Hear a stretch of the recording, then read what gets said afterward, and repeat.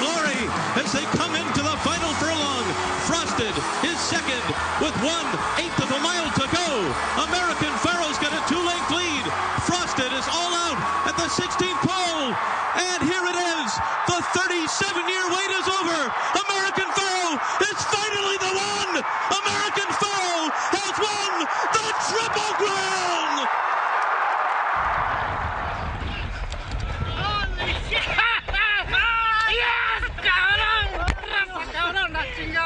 High fives and hugs. Where do we begin? What a day. Day for the ages at the beautiful Belmont Park. We saw history. It's Richard Migliore, Jason Blewett. We know you had a great Belmont Stakes day wherever you were. And American Pharaoh, the real deal, 2-year-old champion, and now racing's 12th Triple Crown winner. And it was great to be here today. Just the whole atmosphere, the electricity, and the fact that he was able to deliver. And for all the people that thought it was too hard, it can't be done anymore, well, it can be done. It just takes a great racehorse. And we apologize in advance. Our voices may be a bit scratchy. It's what the game can do for you and to you.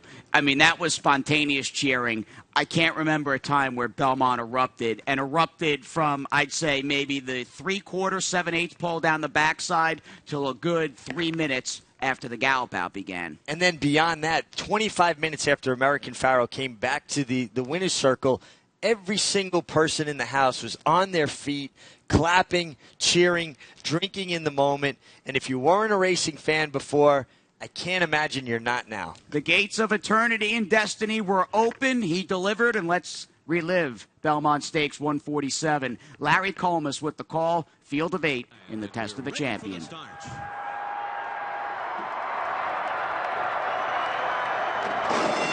off in the Belmont Stakes. Not a great start for American Pharaoh, but he will be sent to the lead by Victor Espinoza. So he waits no longer. Right to the front for American Pharaoh in the race to the first turn, but he did not come out of the gate all that well. Frosted is away running in second position. Materiality is third to the outside. A ground-saving run for Mubtahij, who's right behind American Pharaoh into that first turn, then Made from Lucky, Keen Ice, Taylor Verve, and the trailer is Fremento. The opening quarter mile was 24 seconds flat. A sensible fraction for American Pharaoh, who leads the way on that sweeping first turn here at Belmont Park. And Materiality is kept close by John Velasquez, running in second position. Mubtahij, Frosted, and Keen Ice are right there. Keen Ice is not far behind at all. He's 2 lengths off the lead. And then it's Made from Lucky. It's 4 lengths more back to Taylor Verve and Fremento, a 48 and 4/2 mile. So it continues to be a moderate tempo up the backstretch here. And it is American Pharaoh who leads the way by 3/4 of a length. And Materiality keeps the pressure on in second. Mubtahij is third on the inside. And then comes Keen Ice in fourth. Frosted is fifth. Made from Lucky, ridden along to keep up with the field. He's sixth, and he's 4.5 lengths off of American Pharaoh. Fremento and Taylor Verve are at the back of the pack. So, American Pharaoh is halfway home in the Belmont. 3/4 went in 1:13 and 2/5 seconds. And he begins his run into the far turn. 3/4 of a length ahead of Materiality in second. And then it's Keen Ice on the outside of Mubtahij. Frosted in traffic behind them. And then Made from Lucky on the outside. Around the far turn. And American Pharaoh continues to lead the way. He's on top by 3/4 of a length. Mubtahij is off the rail, and now he's a length behind in second. And American Pharaoh kicks away. American Pharaoh has opened up a 2-length lead as they come to the top of the stretch. And Frosted has moved up into second, and they're into the stretch. And American Pharaoh makes his run for glory as they come into the final furlong. Frosted is second with 1/8 of a mile to go. American Pharaoh's got a 2-length lead. Frosted is all out at the 16th pole. And here it is. The 37-year wait is over. American Pharaoh is finally the one. American Pharaoh has won the Triple Crown. Chasing ghosts of the past, American Pharaoh broke down the doors today at Belmont in front of a crowd of 90,000. And Mig, this turned out to be not a walk in the park per se, but Victor Espinoza never really had to set him down on a serious drive. he just doled out his speed so well. Every fraction was laid down perfectly. Victor shook him up when they came just inside the 8th pole, but you could see the confidence level of Victor, how much horse he had underneath him when they turned for him. His ears were pricked. He was much the best. Nobody had any real excuses. This horse proved himself to be a real champion, running the 6th fastest Belmont Stakes in history. A great colt going forward for owner and breeder Ahmed Zaid, who bought him back as a Saratoga yearling for over $400,000. How about the job Bob Baffert has done? You've called him more than once a modern era Ben Jones. And when you think about the high wire sort of tightrope act that Bob had to play around with this horse from the scratch in the Breeders' Cup Juvenile last fall to the first Saturday in June, it really is remarkable. Just an amazing training feat. If he wasn't in the Hall of Fame already, maybe they should give him a second plaque, actually. But I actually think missing the Breeders' Cup was a blessing in disguise for this horse. He wound up having kind of that old-fashioned kind of break. Usually the best colts would have their last race in the Champagne of the Laurel Fraternity, have all of October, all of November off before they started easing back into training in December. That's exactly what happened with American Pharaoh again, and trained to the minute by Bob Baffert. And Bob Baffert, how about that? His 4th attempt at taking down that elusive Triple Crown, well, he finally got it. And boy, oh boy, did he have some great words after the Test of the Champion. He talked about American Pharaoh, the experience, and of course he had little Bodie on his lap. We knew we had the horse. We were hoping we had the horse. And once Victor got him in the clear and got him in that beautiful mode of the way he just goes over the ground, I just loved every fraction. I saw 13 and change. I love that. I was talking to Jill the whole way around there. They hit 37 and turning for home. I was prepared for somebody coming because I've gone through this so many times, and I was just hoping for once I could just tell about the 8th pole it was going to happen. And all I did was just take in the crowd. The crowd was just, it was thundering, and I was just enjoying the call and the crowd, the noise, and everything happening. 37 years, we're part of this, but you know what? That little horse, he deserved it. He's a great horse, and the way he's been all winter and in this spring is just like, that's why everybody was just hoping, and while I was here in town, I was listening to every news station, and people were saying, well, it never happens, and everybody gets up for it. But there's something about this horse that he's just brought it every time, and it's just an enjoyment to be around. And I wasn't really as nervous as I usually are before these because I really felt I had the horse, and I felt confident when I saddled him. I could tell he was, and I told Victor in the paddock, dude, he is ready. Go ahead, ride him with confidence, and he did.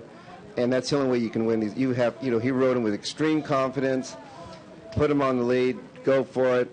If he doesn't make it, don't worry about it. We tried, we had fun, but he just kept on rocking and rolling, and what a feeling. It's probably going to take a few days to sink in because, I had my kids here and everybody got to enjoy it. Savannah, she's here somewhere.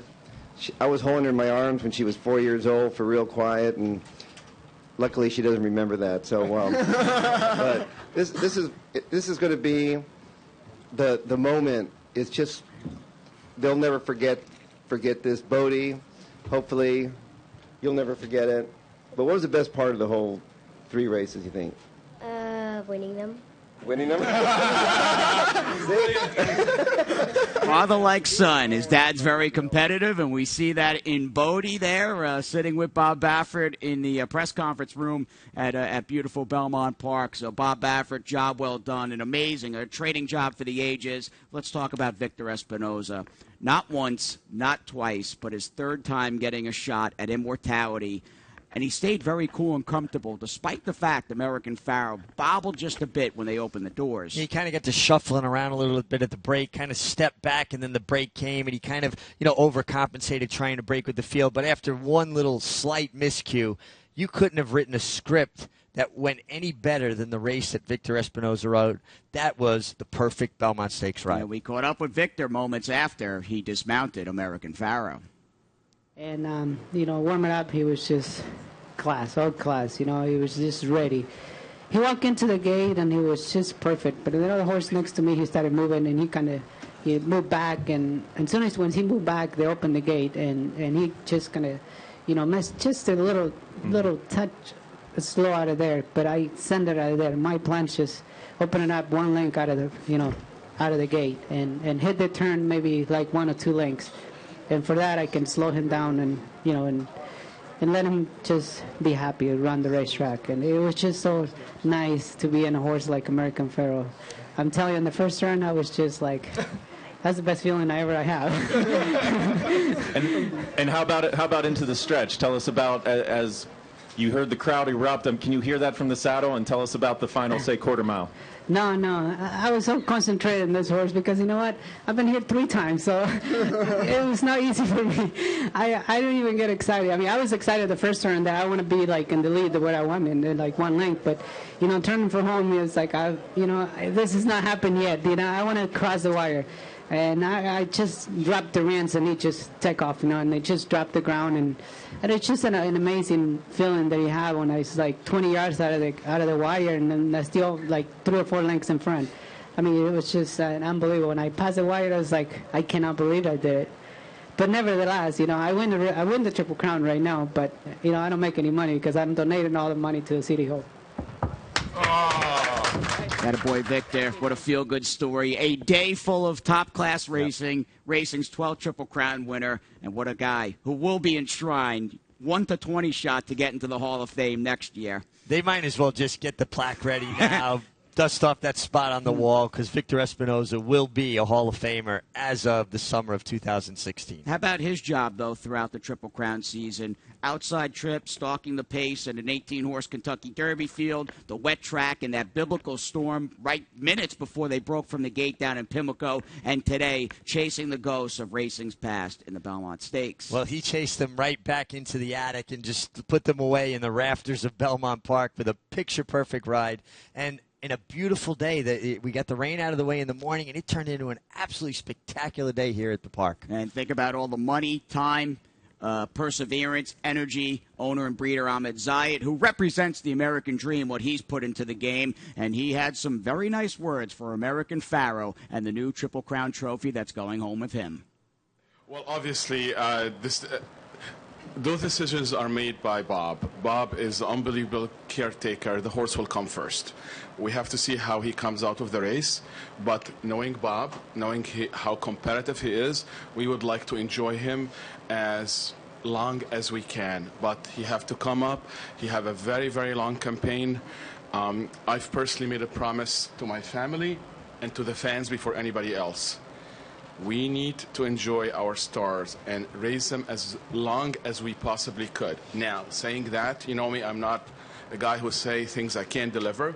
His stud fee have been sold. He most probably will retire at the end of this year. Can this change? Possibly, but I can't promise. I don't make that decision. But as long as Bob is telling me that he's healthy and he has it in him, I would like to enjoy him as much as I own him. So Ahmed Zayed bought this horse back, divine intervention, as a yearling. Could have let him go for a nice chunk of change, $440,000. We also think of the near misses in the classics prior to the 2015 edition. Nero, Bodemeister, Painter. It's a long list, but it all worked out. It all worked out for the best. Well, to get all of them in 1 year, that was the way to go. And Ahmed Zayed said, a sport without stars is not a sport. Well, he is the star of our sport, and I implore Ahmed Zayed to bring American Pharaoh to the greatest racing town in the world with the greatest racing fans in the world, Saratoga Springs, New York, where eventually American Pharaoh will live forever enshrined in racing's Hall of Fame as the 12th Triple Crown winner. But he needs to come for the Travers and showcase the sports superstar now. He will bounce on a flight back to Churchill Downs, I would imagine, decompress and take it easy, and a little deserved R&R for American Pharaoh over these next few weeks, and we hope he comes out of the Belmont Stakes okay and can gear up for a second half of the season. And boy, oh boy, it's scary and almost frightening to see and feel what it would be like for American Pharaoh in Saratoga Springs. We had the exclusive club of 11. It's now an even 12. American Pharaoh joins some of racing's all-time greats today at the Taj Mahal of North American racing. What a Belmont. We'll be back.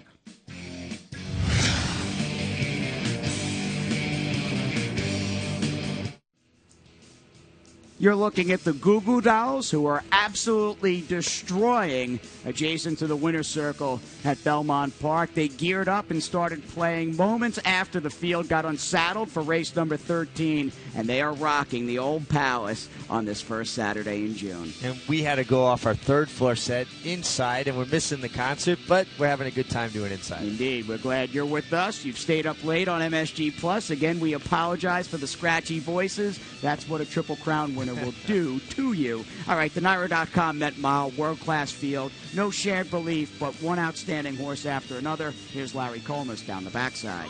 Comes out running. Pants on fire, and Bayern is there too. And steadying hard was Bay of Plenty. Bay of Plenty had to really take up there, and is fourth in the early stages. Tamar Cruz is running on fifth. And then it's Noble Moon in sixth. Tonalist is seventh at this stage of the race, and he's about 9 lengths off the lead. He's tracked by Kobe's Back, Wicked Strong, and late running Honor Code is 15 behind. 22 and 2. A sharp opening quarter mile for Private Zone and Martin Pedrosa. And a Breeders' Cup Classic winner, Bayern, is pressing the pace on the outside. Second by another 3 lengths. And then it's Pants on Fire, Tamar Cruz, Noble Moon, and a 4-wide Bay of Plenty who had trouble down the backstretch.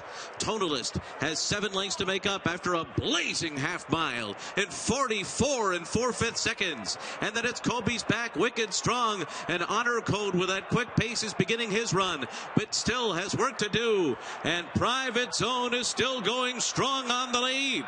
Private Zone and Martin Pedrosa turning for home on top of the Met Mile. Here's Tamar Cruz running after him after 3/4 in 1:08 and 3. Private Zone joined by Tamar Cruz. Honor Code is absolutely flying on the far outside, and Tonalist is right behind them, but Honor Code has swept to the front with a dramatic run. Tonalist takes second late. Private Zone third. Honor Code in the Met Mile. And then it was Tonalist, followed by Private Zone and Tamar Cruz in a final time. How about this edition of Belmont Insider? A Triple Crown winner, followed by this monster. Look at this NYRA.com Met Mile win for Honor Code. What a freight train. He was out the back door. They were setting fast fractions, but when he settled, he picked up his field and passed his horses so quickly. That was about as eye-catching stretch run as I can remember in a long time.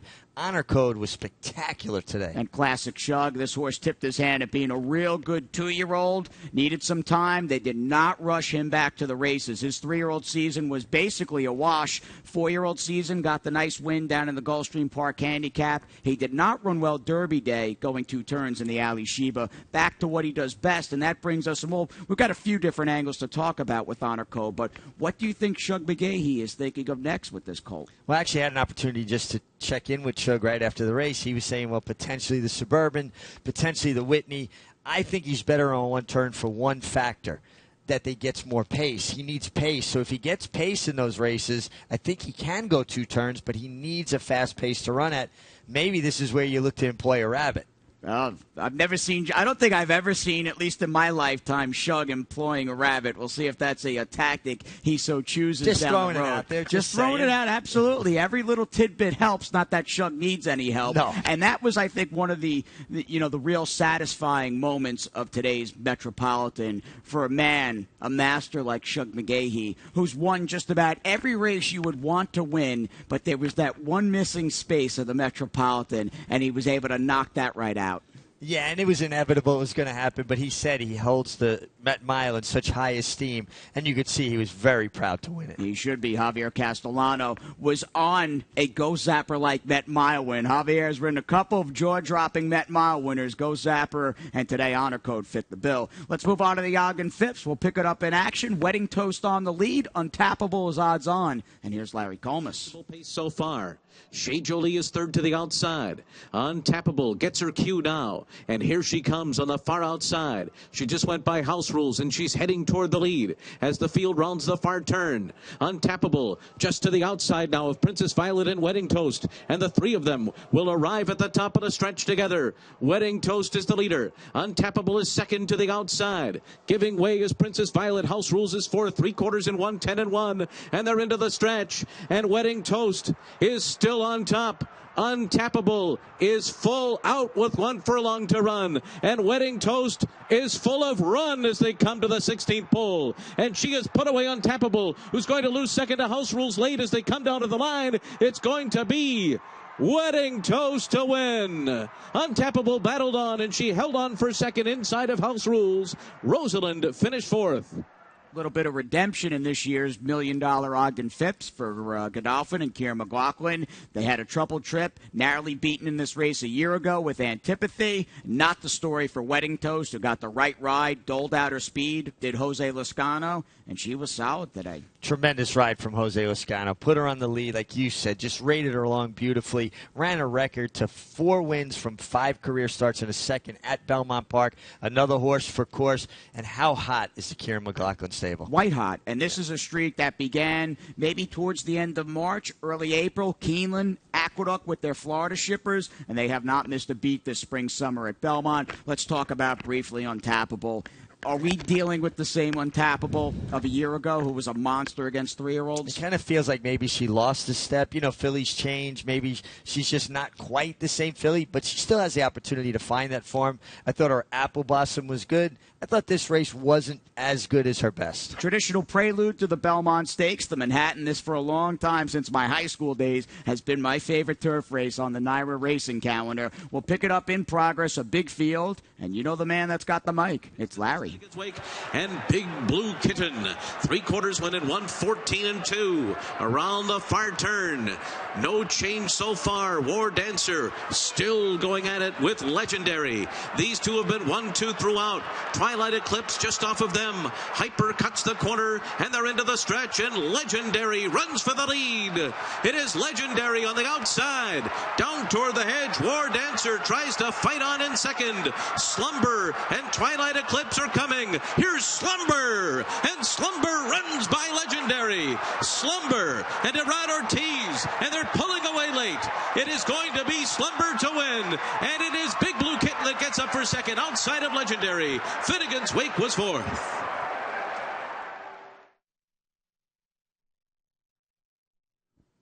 This has turned out to be classic Chad Brown in a race his former mentor, Bobby Frankel, had a stranglehold on, and Chad gets his second straight Manhattan win. What a ride from Irad Ortiz. Tremendous ride by Irad Ortiz. He certainly wasn't sleeping on Slumber. He was sharp, and the horse ran just lights out. What a great finish. And, I was looking at the purses today. Ridiculous, the size of the purses. The $1 million Manhattan. When I won it many years ago, I think it was $100,000. Yeah, times have changed, my friend. All right, Chad Brown, Slumber, Michael Dubb, nice private buy, son of Cacique, once owned by Juddmonte Farms. A few other highlights. In fact, we will check out every other race on this Belmont Day program. 1, 3, 4, 6, 7, 8, 12, and 13. And here we go. Digs down on the inside. Stanford is there, and here comes Japan, and the three of them will battle it out with a 16th to the wire, and it is Japan on the outside taking over, and Japan has won the WinStar Farm Easy Goer Stakes. The time was 1 minute. In front, Cinco Charlie is second, and Competitive Edge is not going on today. Competitive Edge is last. Competitive Edge is dropping back and will finish off the board as Cinco Charlie pulls away. Cinco Charlie, but here comes March. Cinco Charlie and March on the inside. March comes up the rail. March did it. Beat Cinco Charlie right on the money. 45 1/2. They're into the stretch. Something Extra, Power Alert on the inside. Here's Channel Marker confronting them, and Ageless on the far outside. Into the final 16th, Channel Marker. Something Extra. These two coming down to the line together. Power Alert is third. It's going to be Channel Marker and Cisco Torres to do it over Something Extra. And then came Ageless and Power Alert. VE Day is coming now. Sky Kingdom is fourth behind them, and then neck and neck. And here comes the Travers winner. VE Day right up alongside of Coach Inge, who battles him. Coming to the final 16th. Coach Inge fights on inside of VE Day. These two bob heads down to the line, and Coach Inge did it by a neck. V.E. Day has to settle for second. And then it was Sky Kingdom. She has opened up a 3-length lead. Carolina's next. And then comes Wonder Gal to the inside. They're into the final furlong. And it is By the Moon desperately trying to hold off Carolina and Wonder Gal. The three of them coming down to the line. Here's Carolina. Carolina and By the Moon. Carolina did it. Over By the Moon, Wonder Gal was third, and Danza Tree side coffee click, tapping down the center of the course. Sandiva trying to squeeze through an opening on the inside. Filimbi comes on two, final furlong. Here comes Tepin. Tepin outside of Discreet Mark. These two come down to the line. Filimbi is finishing fast with Lady Laura, but it's Tepin close to home, and Tepin and Julian Leparoux have won. And then it was Filimbi, followed by Discreet Mark, and Lady Laura was fourth. It is still Flashlight in front. Here's Depeche Chat on the charge on the outside. And closing in is Powerful Instinct down the center of the course. But as they come inside the final 16th, Flashlight is holding off Depeche Chat. Now Depeche Chat gets by late. Depeche Chat by a neck. Flashlight was second. Taglib came late for third. And Shakespeare Shalaya was fourth. So we have one more race to get to. That was the last turf race on today's card. We'll get you up to speed with what happened off the quarter pole in race number 13. Social Inclusion and Matterhorn were the big two in there. And let's go back to Larry Colmus as they lock horns, passing that red and white pole. Grotto turning for home. Here's Social Inclusion into second now on the outside. Big Louie is third as they come into the final furlong. And then comes Warrior's Crown and Takaho on the far outside. Green Grotto has run away. Green Grotto coming down to the line to win it. And then it was Don Dolce, followed by Takaho. Good to see Green Grotto. He is a lunch peel kind of horse. We saw him rain, shine, sleet, and snow all winter long on the inner track, and he takes down the nightcap on Belmont Day. And landed in a good spot, so it's good to see him find the winner's circle. Social Inclusion just appears a shell of his former self. Chased outside, had no real serious punch. Punch was something, though, that Coach Inge had in the Brooklyn. I saw the first quarter go up. It was 23-3, and I said, wow, these speed horses will be toast by the time they hit the 3/8 pole. As we go to the second look, and Cappy on this Belmont Day. How about the effort of Coach Inge? Yeah, well, they definitely moderated in the middle, but I just couldn't believe how game he was. He's hooked here by V.E. Day, a Travers winner. And he's defeated at this point. And then he finds more. Johnny Velasquez goes to that strong left-handed whip. And he just found more. Coach Inge, extremely game. He had more energy finishing this race than I do finishing this show. Right, but the good news, the buzzer has sounded. We hit the finish line on a unforgettable Belmont Stakes Day. This will be a day 10, 20, 30 years from now. You'll say, I remember American Pharaoh. I was at the Palace. I saw American Pharaoh become racing's 12th Triple Crown winner, and that trophy is back at the barn right in front of American Pharaoh's stall as we speak. What a day. We want to thank the fans. Let's thank the horses, and thank you to American Pharaoh. We'll see you tomorrow.